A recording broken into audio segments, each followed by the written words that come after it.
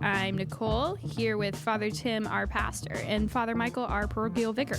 Together, we're diving into your questions about Catholicism, life, and everything in between. Whether you're a lifelong Catholic or just curious, this is a place for honest questions, relatable stories, and hopefully a laugh or two along the way. So grab your coffee or keep both hands on the wheel, settle in, and let's tackle today's questions. Welcome to The Truth Unplugged. I like the track a little bit later in. Okay. It's nice. It's kind of it goes from like very vanilla groovy to a lot more like specifically groovy. I like it. Welcome to the podcast. We're glad you're here. Happy Thursday. Is this real? Yeah, happy Thursday. Okay, cool. We are Great. having a we had some major snafus before, so we're Do you not have to really cut sure any if of we're that intro recording out? or anything. No, the intro's I'm great. gonna cut all of the nonsense out. Oh, But folks, you miss so much because Nicole is such a stick in the mud. She's like, oh no, we can't have any of that fun stuff in the actual podcast. We have an admin meeting every week before we record this podcast, and sometimes it's fun, but sometimes it's not. So That's why we're getting you in such a good mood. Yeah.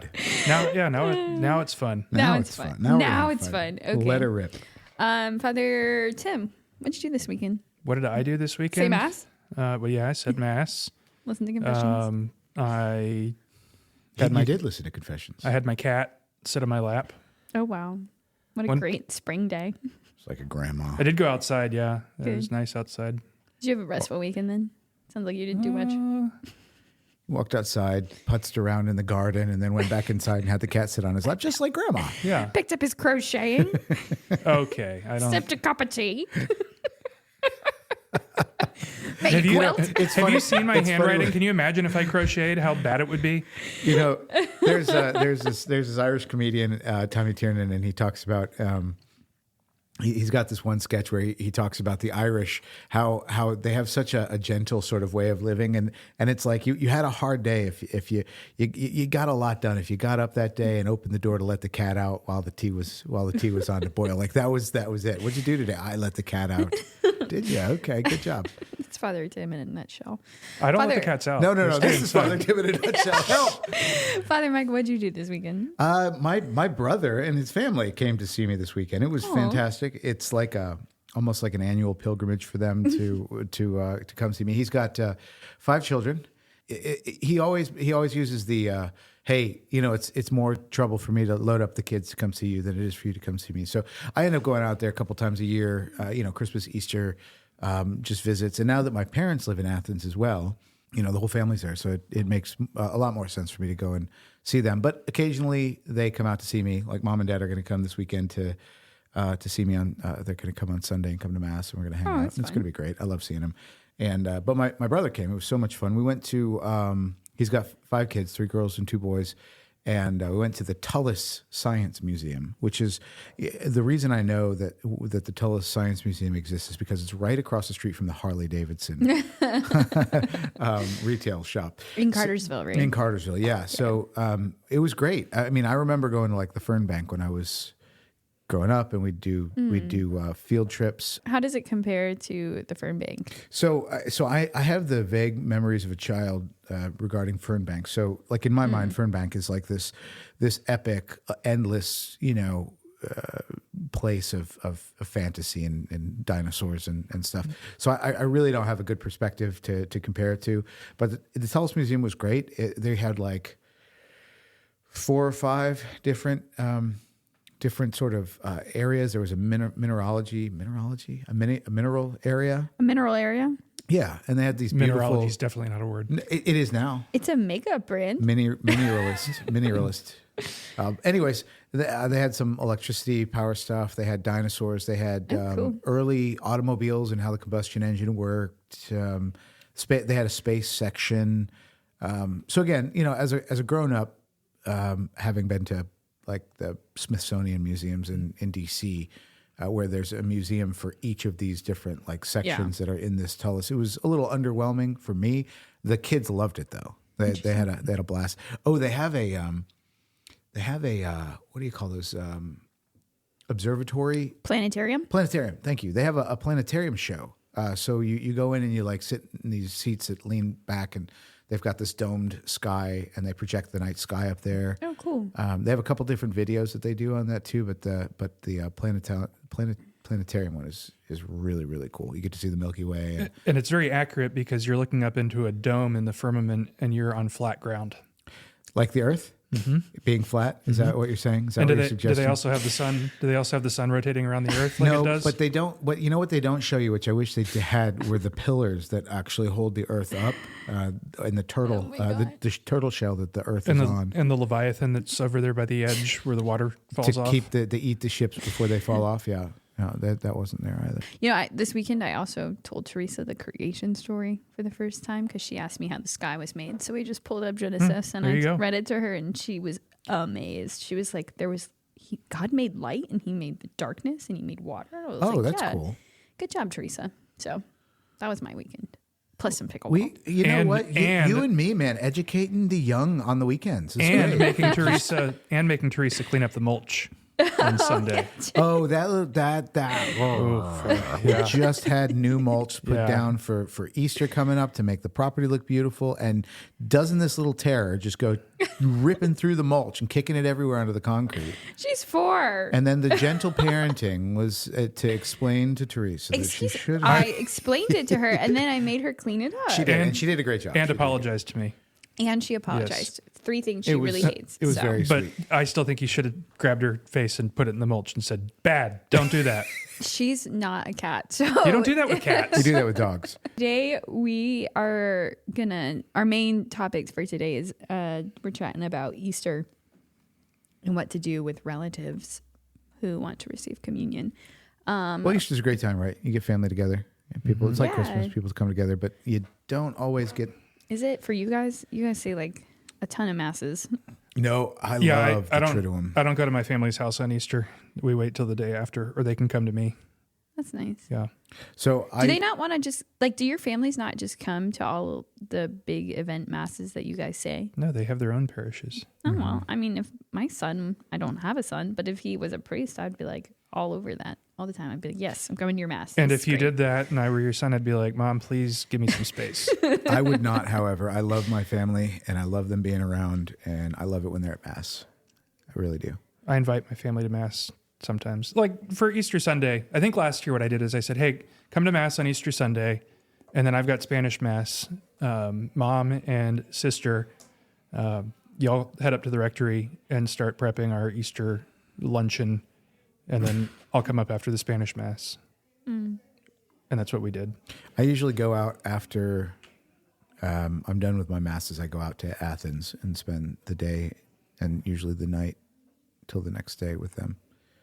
So, and it just depends on what's going on. Because my brother's in-laws are also, they also have big, like they do Easter and Christmas and stuff. They do that big.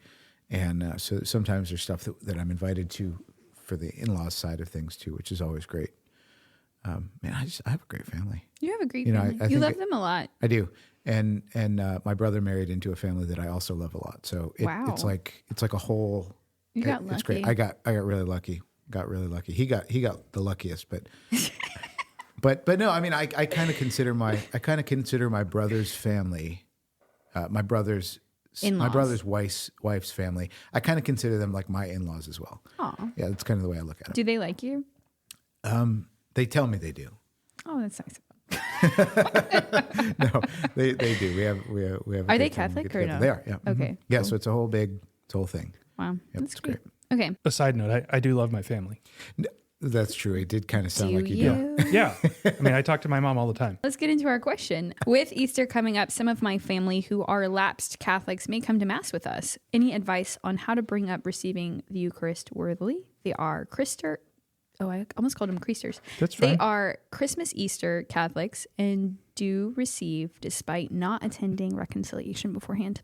So one day, or 1 year rather, while I was still in seminary, I think it was before Christmas, I decided to have this conversation with my brother, even though my mom told me, don't have this conversation with your brother. My mom said, maybe there's some special grace that, your brother receives from receiving communion. I was like, yeah, that's right. He's got this singular grace that only he receives from receiving communion unworthily. And anyway, I had the conversation and again, I was still in seminary. I tried to be gentle about it, but it didn't really go very well. So he just ended up not coming to Mass at all. So it's an important conversation to be had, but I think it has to be done in a delicate way. Also, it's something that usually at Christmas and Easter Mass, both Father Michael and I usually say something about, hey, don't come forward to communion if you're not a practicing Catholic, because it's going to hurt you. And I think to set up the conversation, at least for those of you listening, to have the background and understanding of why this is important, I think two things need to be set up first. One, what happens when we receive the Eucharist unworthily, and what does it mean to receive the sacrament of the Eucharist worthily, right? So what does worthy mean? Because sometimes we can think, oh, you're being moralistic or pretentious, or why am I more worthy than them? So what does it mean to receive Holy Communion worthily, to be in a disposition, thank you, to receive Holy Communion worthily, and then what happens if I don't? So I'll just take a quick crack at both of these to set us up for the conversation. So what does it mean to receive Holy Communion worthily? St. Paul talks about this in one of his letters. He's very clear about answering this. But perhaps more helpfully for us, we can see the tradition of the Church develop along St. Paul's lines as it's expressed in Justin the Martyr's apology to the procurator of Rome right before he's martyred, and he explains what we have to do to receive the Eucharist. And this is right in line with what St. Paul is talking about in the New Testament, but Justin articulates it in a way that's easier for us to sort of delineate. The first thing that has to happen is we have to be baptized. We have to be a Christian to receive the Eucharist, okay? So you cannot receive the Eucharist if you are not washed in the waters of regeneration or of grace. That's the first thing that has to be done. The second is that you have to profess and believe all that the Catholic Church teaches on faith and morals. So the way Justin says it is, he says, well, you have to believe as we believe. So you have to believe apostolic teaching and believe Christian doctrine as the Church teaches it.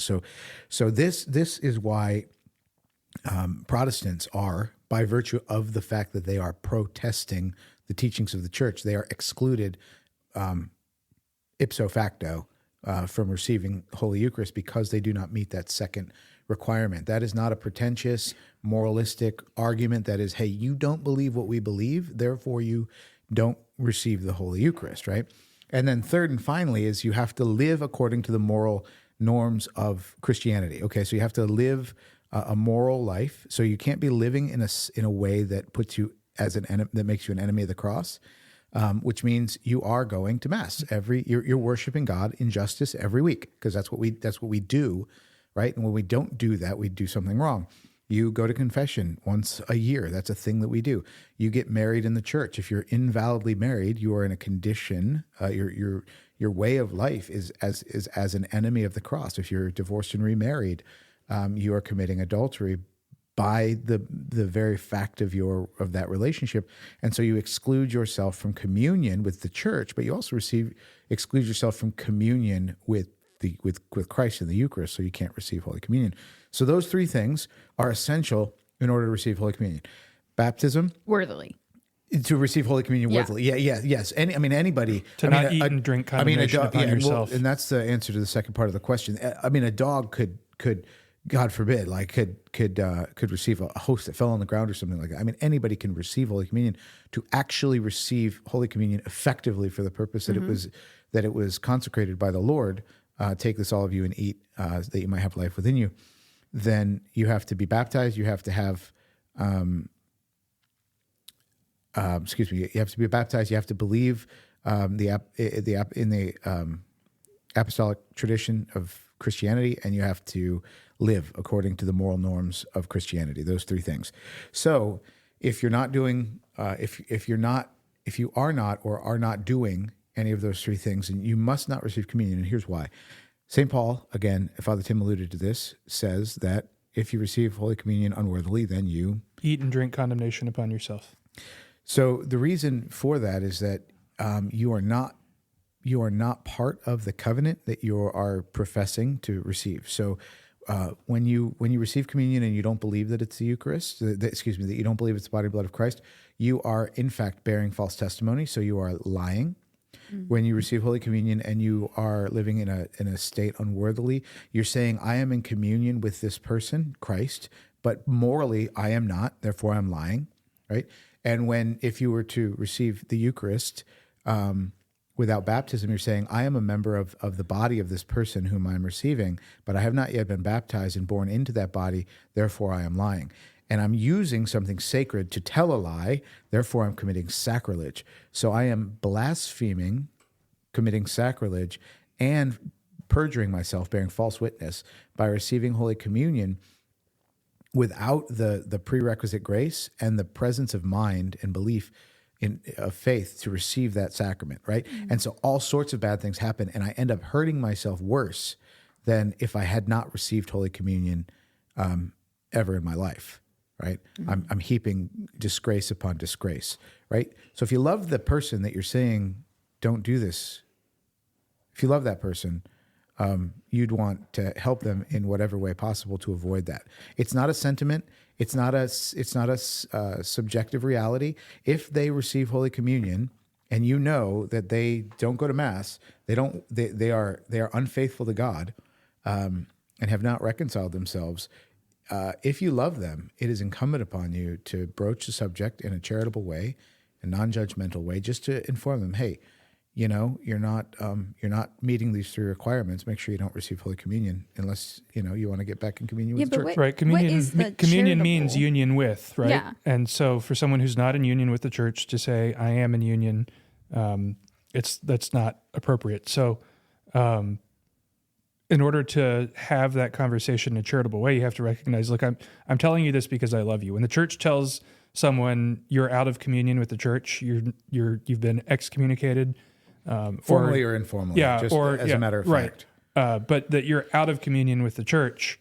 So to act as if you were in communion with the church is actually going to be harmful. So it's something that we're telling you out of love, calling you to rectify whatever inconsistency in your life needs to be rectified, whether that's your marriage, whether that's you just need to go to confession, whether that's you need to go to Mass, or to strive to become holy. That we're giving you an opportunity for repentance, for conversion, to just simply allow someone to live in their sinfulness and live out of communion with the church, and to allow them to continue to present themselves as if they're in communion with the church is actually harming to that person, but also harms the public as well when they see it. Scandalize. One of the tough conversations that we have sometimes as priests is we'll discover that someone's in an invalid marriage. Say, okay, well, we want to fix this, but until we do, please don't present yourself to Holy Communion. And some people think, oh my gosh, I can't believe you'd tell somebody they can't receive communion. Look, no, I'm helping them. We're not prohibiting them from receiving communion. We are identifying a state of affairs, a matter of fact that they must not receive communion. We're not prohibiting it. They are prohibiting it for themselves, and we're simply identifying that they have prohibited themselves from communion. Yeah, but one time in having that conversation with a couple, one of the people said, well, why is it that pro-abortion politicians that are Catholic can receive communion, but I can't? I'm like, well, really, they shouldn't be either. So yeah, I get that it's scandalous, and that you're seeing someone who's in a public setting, especially, receiving Holy Communion, and then meanwhile here in the trenches, we're trying to encourage people to live faithfully, and the examples that we see in the public life can be contrary to that. But that goes to what we've talked about before, about living contrary to the world in order to be faithful to the gospel. People might also say, well, how do you know that person didn't just go to confession right beforehand? And the reality is communion is, like marriage, is not a private act, it's a public act. And so confession is a private act. One might be reconciled with Christ and actually able to receive Holy Communion because of that reconciliation. But if they have publicly if they put themselves in a position of publicly scandalizing the church, until they publicly rectify that, they may not receive Holy Communion. So if a person in the community went through a messy divorce, they were big, like let's say they were very involved in the community, they went through a messy divorce, they got divorced, and then one of the two turns back up and they're proposed to be remarried, and they got married outside of the church, because they invited some friends or whatever. Hey, come to the barn and we're going to get we're going to jump over the broom or whatever with this new guy or this new gal. People know that couple is living in an adulterous relationship. It is not sufficient for them to go to communion or to go to confession, promise to live as brother and sister until they can validate that relationship, but immediately begin going to communion again because of the scandal associated with the situation for the community. So we have to consider that as well when we're talking about receiving communion. You don't want your brother or sister or brother-in-law or sister-in-law who are not in a state of grace, and the kids know that, to go and receive communion, because that's going to scandalize the kids, right? So we have more concerns over this than just the individual as well. Yeah. Again, this is a matter of I love you. I'm not telling you, by my own authority, am not telling you that I am not letting you do this. I am telling you that you have put yourself in a position that to do this would harm you. Therefore, I'm warning you not to. Right? That's what I'm doing. I'm not telling you not to. I'm warning you that you ought not, or you'll hurt yourself. So, what's a good way to bring it up? How do you start that conversation? That's just too broad. I mean, it depends on your relationship. Yeah. It depends on who they are. It depends on the how friendly, how Let's affable say it's the your relationship siblings. is. Like, how would you? I mean, Father Tim said you've brought it up to a sibling. Like, how would you start that conversation? I tried to say, I'm telling you this because I love you, and it's important to you, and it's also important to me. Yeah, it wasn't received well. I was, kind of. But then again, I probably didn't broach it in the best way. I don't know if I was really doing it from a like, I'm right and I need to make sure that you know that. If you've got somebody in your family who's coming to Easter and you're dreading this whole situation, and that's why you're asking this question, I would suggest before you go to Mass, say, hey, when you're talking about plans for Mass, right? So they're coming in to visit. They're there at the house before Mass. You're talking about, hey, what Mass are we going to go to? Maybe you ask them how things are going in their spiritual life. Hey, are you guys? What parish are you going to? Are you enjoying it? Oh, well, we don't really go to a parish, as you know. We still just go on Christmas and Easter. Oh, okay. Well, I'm sorry to hear that. Because it's so good to worship the Lord, right? I mean, so have a whole conversation and don't just do like a bait and switch, and don't just go into it like a bull in a china shop, and sort of say, so it's really good for you to go to Mass, and if you're not going to Mass, I just want to I want to remind you that it would really be bad for you, and probably not a good example for the kids if you received Holy Communion. I'm just going to throw that out there. I'm not telling you not to do it. I'm just reminding you of a thing that maybe you want to forget because it's inconvenient or it's uncomfortable, but it's real important if you're not going to be going to Mass not to receive communion, and then leave it there, right? You're not telling them they can't do something, or excuse me, you're not telling them you're not letting them do something. You're just reminding them of something that they ought not to do for their own benefit, and then move on. You're not doing it to judge them. You're doing it because you're sad, right? You're having the conversation because you're sad. This really makes me sad. So I want to make sure things don't get worse, right? I would also recommend doing it one-on-one and not in front of everybody. Just like people tend to react, I think, worse defensively. Defensively. Mm-hmm. It becomes kind of like a whole thing, and then your mom's yelling at you because you brought it up in front of everybody, and it's like privately, obviously, is always probably best. Yeah, fraternal correction. Go first by yourself. And if you do it publicly, it can take on the air of moral superiority. Yep. I'm better than you. I want everybody to know it. So I'm going to tell you this thing, and make sure everybody knows that you're not included. Right? That's not the way you want to go about that. Yeah. Mm-hmm. And probably don't do it on the way to Mass. Do it beforehand. Yeah. What if on Christmas and Easter we just didn't distribute communion? Oh no! I think that'd be great. Yeah. What? Really? Yeah. Yeah. That way, the people that come to Mass on Sundays, they come every other Sunday. They can receive communion. You don't have to receive communion when you go to Mass. So. So then you just avoid this whole situation. Exactly. Same thing like at funerals and. But just doesn't feel like a great celebration of the two greatest events. We do that at weddings. We do that at weddings, though. When the couple are not both Catholic, we usually don't do a Mass. We just do a liturgy of the Word. Why? Because so many people that are there can't receive communion. That's literally why, right? So why wouldn't we be consistent across the board on that. That's interesting. I've seen a lot of half faith marriages, whatever, at other weddings I've shot where they still do the liturgy of the word, but then they also throw in a communion service. Like they're not going to do a full mass, but they'll throw in the communion service. But it's not appropriate. Abuse. Yeah, that's interesting. Yeah, it says in the rubrics, I think, or the kind of the preamble of the marriage rite, that because we're celebrating the union of this couple, it would be improper then to immediately have a sign of disunity of only one person in the union can receive communion. Overtly and publicly recognizing that this family, this couple really they're not united the way they ought to be in faith. Right? If marriage is an anecdote or an analog to our communion with Christ in the church, we don't want to make a big deal of showing that. And there's a reason you have to get permission to marry a Protestant, because it's not good. It's not a good thing to do. Tough. Last piece of advice for this question would be that you pray about it leading up to Easter. You still got time, so just ask the Lord to present an opportunity. Spend a lot of time reflecting on your intentions, maybe too. That's your intentions.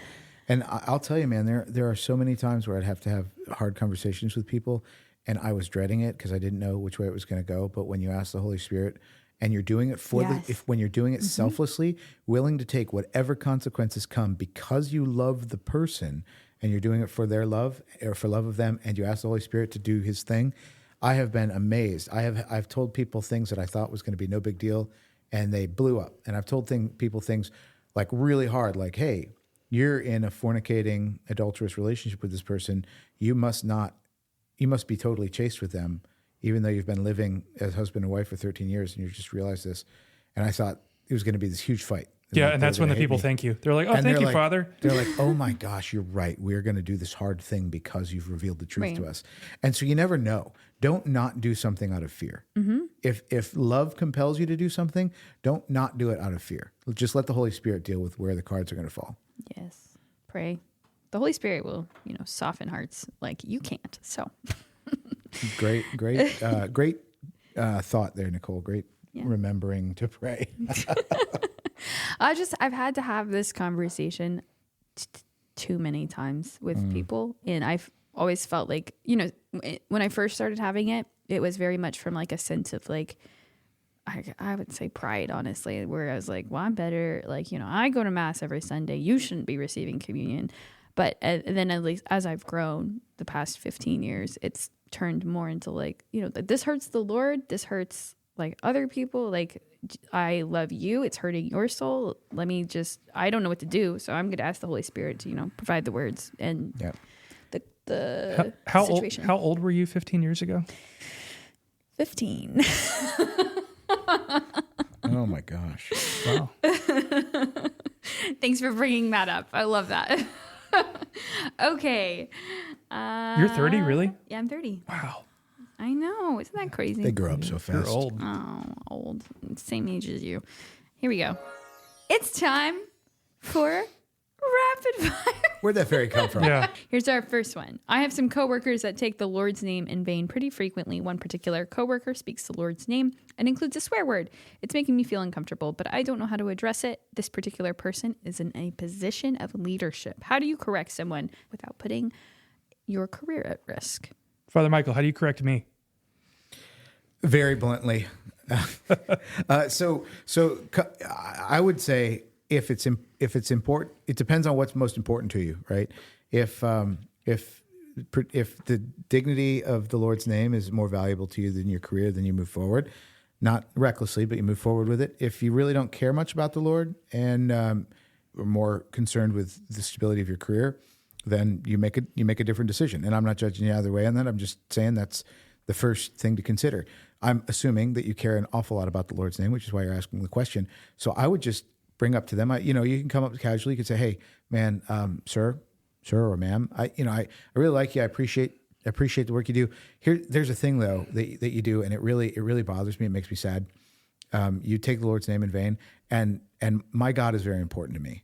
And I would never, ever use your mother's name as a swear word. I'd never do that. I'd never use your dad's name or your children's name as a swear word. Could you quit using my God's name as a swear word? Could you do that for me?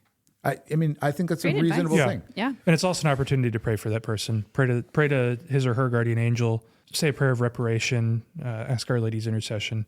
Use the opportunity that's presented. But you got to take the risk of that awkward Oh, yeah. that awkward period of time afterwards when you tell somebody that they're doing something that bothers you and they know they're wrong.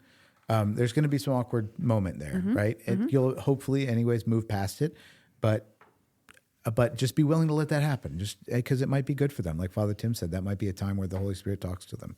Ask the Holy Spirit to soften their heart too, to the reception of your words. I also, you're in the workplace. People tend to be woke there. You're probably in a Well, it depends where you work. No, I mean, not Position. necessarily. Well, Yeah. there's like workplace rules. In the HR stuff, yeah. Yeah, the HR. stuff's all So if you bring it up, technically- they're going to be like, oh, sorry, I offended you. A lot of people, I 9 times out of 10, I find when I correct people about or ask people not to do it, they just were like, sorry, I didn't know that offended you. Yeah. Like, I didn't realize I was doing it. I would never, personally, I would never want to pitch something, though, as like you've offended me. I would just want to make the argument on its own and say, look, the thing that you're doing here is not good. I would personally appreciate it if you didn't do that.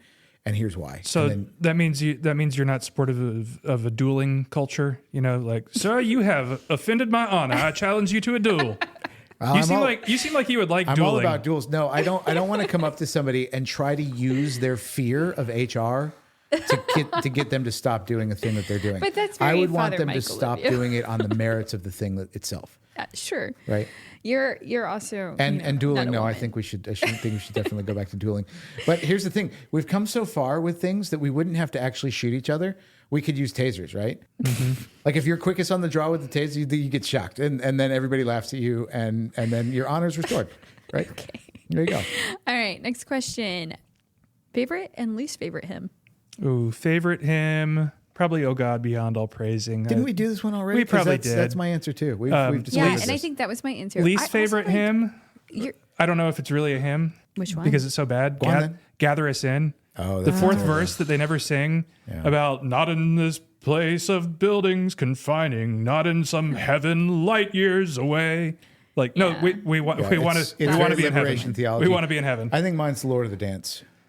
That's a hymn. But I will say that people the Lord of say the Dance is theologically accurate because it is hard to dance with the devil on your back. So your criticism is about something that is doctrinally the verses are bad.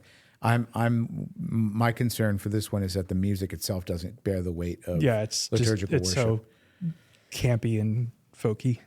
I really just don't like one bread, one body.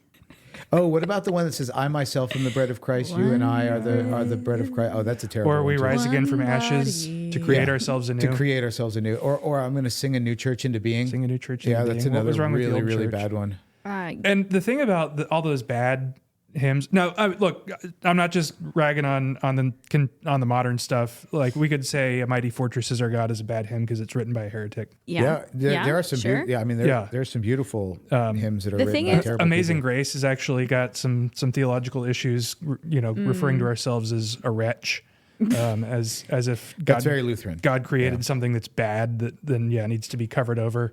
A lot of the hymns from the 70s are just boring. Well, and they sound like the wreck of the Edmund Fitzgerald because they're folk music, and what the boomer generation doesn't realize is that they're the only people that actually like folk music. Nobody else likes it. No, it's not good. And honestly, I think the only reason they like it is because it's nostalgic. If you look at the words and like put it into Word and do Control F and say I or me. And see how many times it references yourself, and then God. How many times does it reference God? I finally was able to put my finger on just that and be able to articulate it the other day. So the contemporary music that everybody's like, "Oh, I love this music. Why don't we have it at Mass?" And here's why: the music at Mass should be us singing to God, yes, or us singing about God and how amazed we are.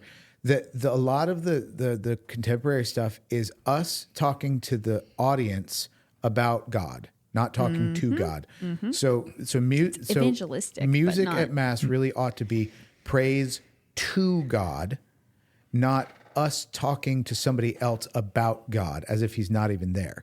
So as wonderful as the music might be, and you're like, oh, God is so great. I love him and you love him too. You're talking to each other. You're having a conversation with each other.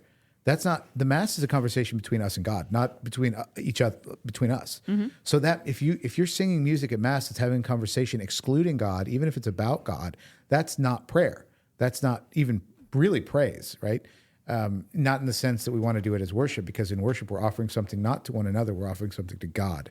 So I would say that needs to be a consideration that we should all take when it comes to choosing music for Mass. We kind of answered this already. Traditional or contemporary music at Mass? Either, as long as it meets those. It doesn't matter when it was written. Yeah, as long as it's what is beautiful, it, right? Yeah, like a lot of the propers that we do, the introit, Are you talking about the antiphons? Offertory, the communion antiphons. Yeah, those are, they're scriptural, so they're psalms usually. But the ones that are in the Source and Summit are written by some young guy, or, they're set to chant by some young guy. Of course, there's modes of chant that don't really change, but still. They're more contemporary than WOW 1990s. Yeah. Do we have a relic on our altar? If yes, of whom? If no, why? No, because it's not a real altar. Yeah, really? Okay, I didn't know this. It's not a permanent altar. It's a wooden altar. It's not made of stone, or at least doesn't have a stone top.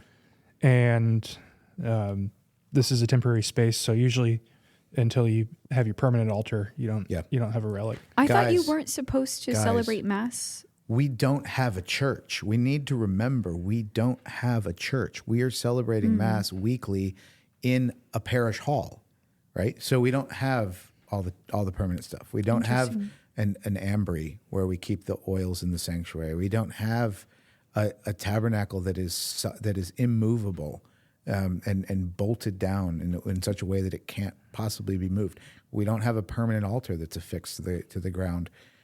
We don't have these things. We have beautifully appointed, appropriate, and I would argue worthy facsimiles of these things that we use temporarily because we don't have a church. I think it's really, really important, especially for our community at St. Clair here, to remember we don't have a church, and that's why we're doing our capital campaign. And you can donate to the capital campaign at. No, that's Nicole's one thing. You sure can. You sure can do that. But that's why. Like, we've grown so comfortable with the fact that we are not in a church. Yeah. Churches are real things. They have objective qualities. We do not have any of those objective qualities. Question: where do you get the relics for your altar? The relic store. I didn't. Is there really a relic store? No, there's just body parts hanging out somewhere. There's a relic monger that comes by with a wheelbarrow. And your bishop contacts the Vatican and says, "Hey, we're building a new church, St. Clair. Can somebody please, go to wherever the relics are stored, or dig up the nun and chop her finger off." Oh, we're gonna go into our one things. Father Tim, start us off. What's your one thing this week? My one thing is Grok.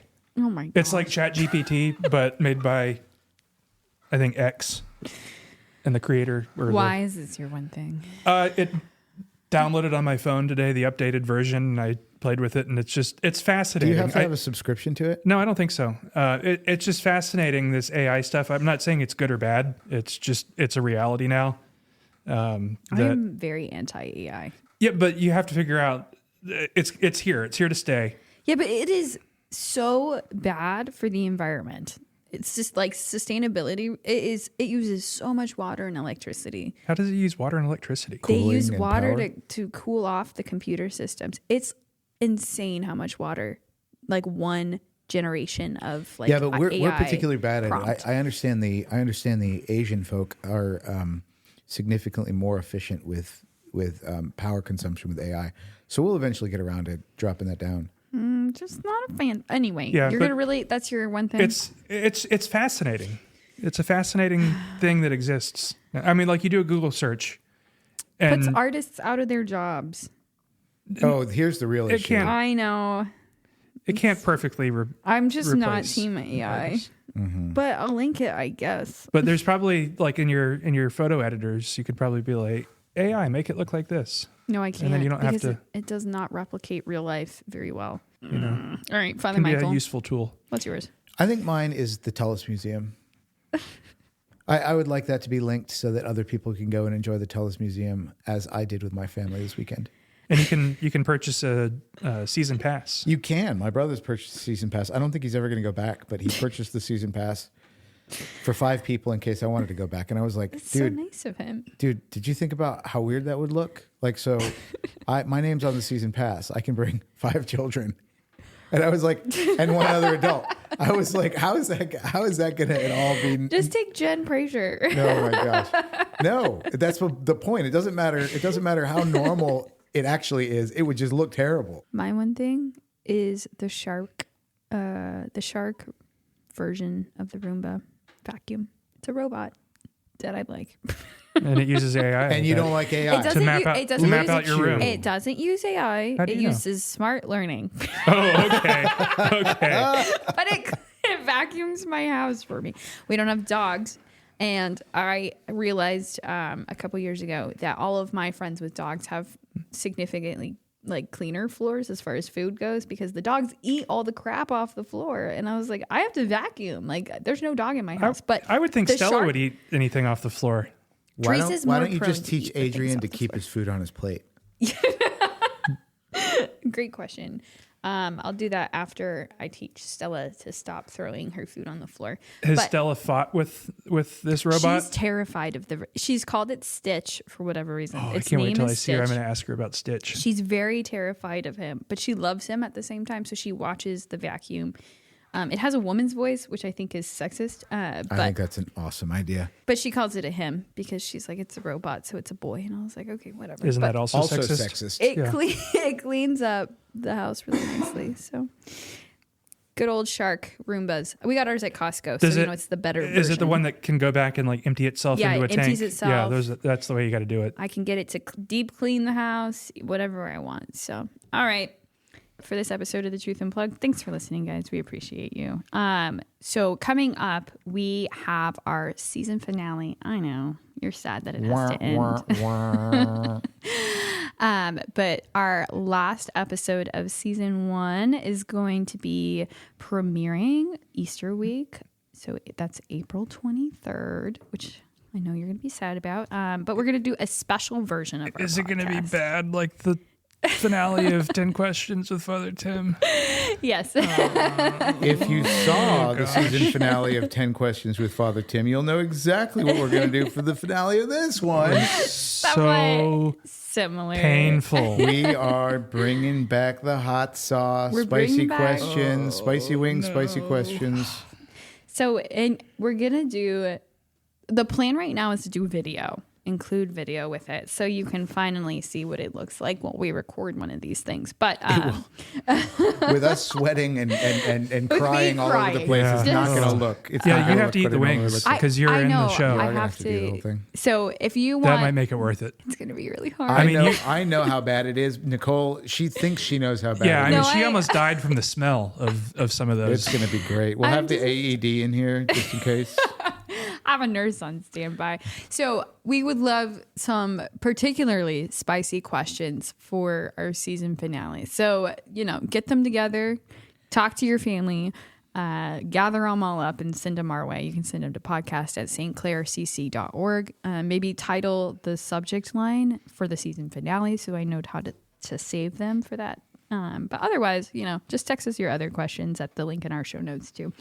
And in general, make sure that you follow us, guys. Subscribe and share The Truth Unplugged with your friends and your family, especially people you don't like. And if you've enjoyed today's episode, leave us a 5-star review so we can know that we are on the right track. Bye! That's it for today. Bye!